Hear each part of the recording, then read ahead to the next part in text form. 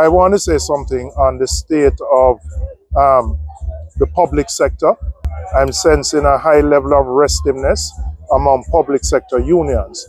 And that stems primarily from an agreement that was signed between the government and the Jamaica Confederation of Trade Unions for the payment of outstanding increments as of April 1st. And the unions have put the government on notice that if those payments are not made, we may have industrial action. So I want to make an appeal to the government and in particular to the Minister of Finance that those payments must be made, or else we may go into a situation where come the beginning of April, we have industrial action on our side. One of the main issues the unions have is that the government commits to something and then doesn't follow through. And in this particular case, there is an agreement signed with the Confederation and they expect the payments as of April 1st. The minister said that monies have been budgeted for in the upcoming budget.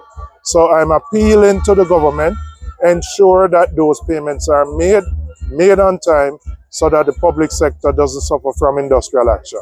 There was a notice sent out by the president of the Jamaica Civil Service Association because there were supposed to be meetings which have been put off.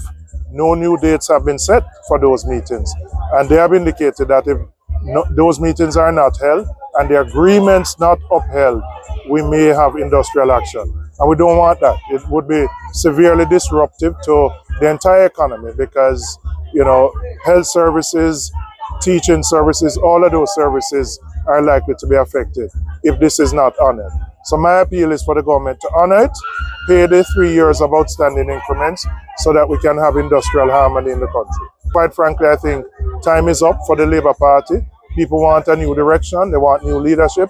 Mark Golden is here with a team to provide that, and we are ready to give the leadership to the country so that we can lift the quality of life for all Jamaicans, not just a few.